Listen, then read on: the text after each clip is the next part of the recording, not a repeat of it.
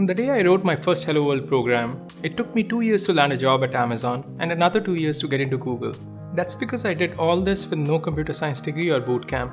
I made countless mistakes along the way which made my path to become a software engineer longer than it should have been. I watched countless YouTube tutorials, paid for numerous Udemy courses and spent hundreds of hours learning things that didn't add any value.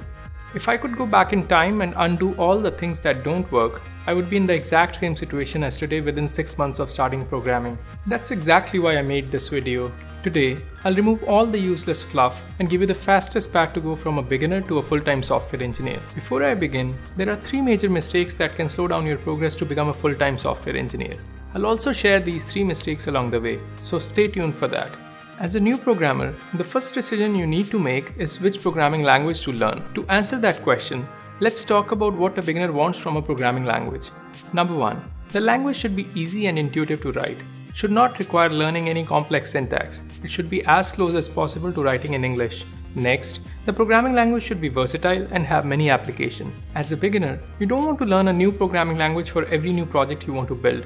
In other words, the language should have great returns for the time you invest on learning it. Lastly, the programming language should be fast to write. You shouldn't have to waste time spelling out the declaration of a new variable or simple iteration through a list. In other words, it should be concise and get job done in minimum lines of code. Some of you might have already guessed it.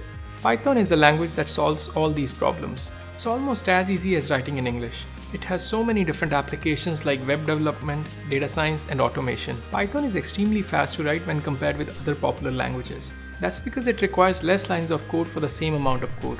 As an example, here is the same code written in Java versus Python. For me personally, I started out with learning Java. I used to do all my coding interviews in Java. Recently, I switched to using Python and it improved my interview performance by at least 2 times because it's so fast to write. Having said that, Java and other popular languages have their own advantages and you'll have to learn another language at some point in your career. But I do believe that Python would be the best language to start with. Now that we know we should learn Python, let's talk about how to do it. And this is where most new programmers make the first major mistake that slows them down. The mistake most beginners make is that they learn by watching others code. Let me explain this by telling you how most people learn programming. Most newbies would go to a course provider like Udemy and look up for Python courses. Then they pick one of these 20+ hours courses thinking that these courses are long and detailed and hence good for them. And then they never end up finishing the course. That's because 20 hours of content is not the same as 20 hours of great content. Some people will go to YouTube and watch someone else code without ever writing any code themselves.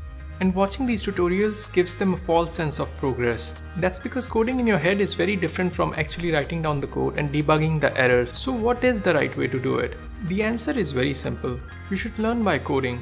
For this, you can go to this free website called learnpython.org. On this website, just focus on the basic lessons for Python and don't worry about data science tutorials or any other advanced tutorials. That's because even if you learn advanced concepts right now, you would not be able to remember them until you have actually applied them on a real-world problem. You can always come back to learn advanced concepts in the future when you need them for your projects. If you look at a lesson, each lesson first explains a basic concept and then asks you to apply these concepts to a problem. Feel free to play with the sample code. Think about other problems you can solve with the concepts you just learned and try to solve them in the exercise portion. Once you are done with the basics, you are good to move on to the next steps. In the spirit of learning by coding, we would do some projects in Python next. In the beginning, it's very hard to do something on your own, so we'll take help from the experts. So go to YouTube and look up this video called 12 Beginner Python Projects by FreeCodeCamp, which by the way is a great channel to follow. In this video, they built 12 beginner Python projects from scratch. These projects include building Mad Libs, Tic-Tac-Toe, Minesweeper, etc. and all of them are very interesting. They walk you through the implementation of all these projects step by step, making it very easy to follow. But before you start watching this tutorial, there are 2 things you should know. 1. You should not watch this tutorial casually. Follow along if you really want to learn programming and become a software engineer. To follow along, you would need something called Integrated Development Environment or IDE to build these projects. IDE in simplest terms is an application where you can write and run your code. There are several popular IDEs for Python. This tutorial uses VS Code, so you might want to download VS Code and set it up for Python before starting on this tutorial. Once you have completed this tutorial, you are ready to work on your own projects. Working on building your own projects will help you in multiple ways. Number 1. Build your own projects It will introduce you to how software engineers work in the real world. You will write code that will fail and you will debug it and repeat it over and over again. This is exactly what a day in the life of a software engineer looks like. Number 2. You'll build a portfolio of projects by doing this. You can host your code on GitHub and put the link in your resume. This will help you attract recruiters and get your resume shortlisted.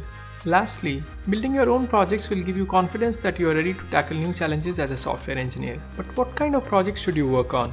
You can think of any projects that you find interesting, but here are some examples I found. You can build a web crawler, or an alarm clock, or maybe an app that gives you a Wikipedia article of the day. Some example projects that I built were a spam filter, an algorithmic trading engine, and an e-commerce website. Now you have a great resume and you are confident about your programming skills. Let's start applying for software engineer positions. Wait a second. This is actually the second major mistake new programmers make. You see, in an ideal world, having good programming skills and a great resume is all you should need to become a software engineer. But unfortunately for us, tech companies like to play games with us in the interviews. They ask you specific kind of programming questions in the interviews. If you don't prepare for these questions, you might not get the expected results. So let's see how to prepare for the interviews. All the interviews are based on this one course that is taught to all computer science graduates. This course is called Data Structures and Algorithms. Fortunately for us, Google has created this course and made it available for free on Udacity. And the best part is that this course is taught in Python. In this 4-week course, you'll learn about different algorithms related to searching and sorting. You'll learn about data structures like maps, trees, and graphs. Don't worry if you don't know any of these terms right now. I'm sure that by the end of this course, you'll be a pro. For that, just keep 2 things in mind. 1. Be regular and finish this course. As I mentioned earlier, most people start courses and never finish them. So make sure you take small steps every day and make regular progress. 2. Make sure you complete all the exercises they give you in this course.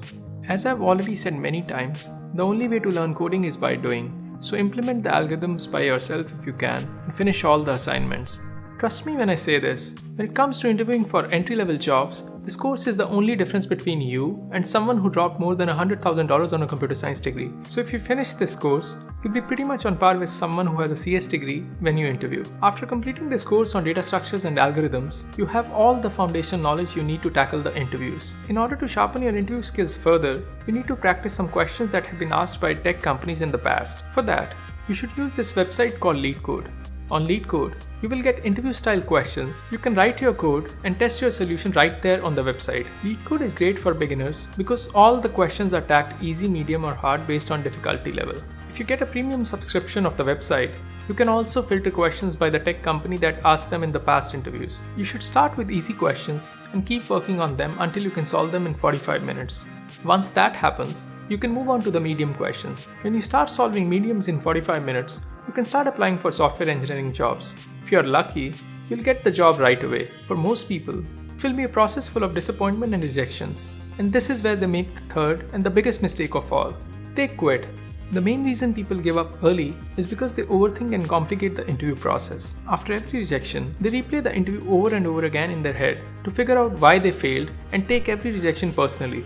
To avoid this, stay inside your circle of control and try to influence the outcome of your interviews, but never get tangled in the things that you can't control. In other words, do your best to crack the interviews, but try to be detached from the outcome of the interviews. If you want to learn about how I became a software engineer without a computer science degree, watch this video at the top. If you want to see my 5-year coding journey in 5 minutes, you can watch this other video.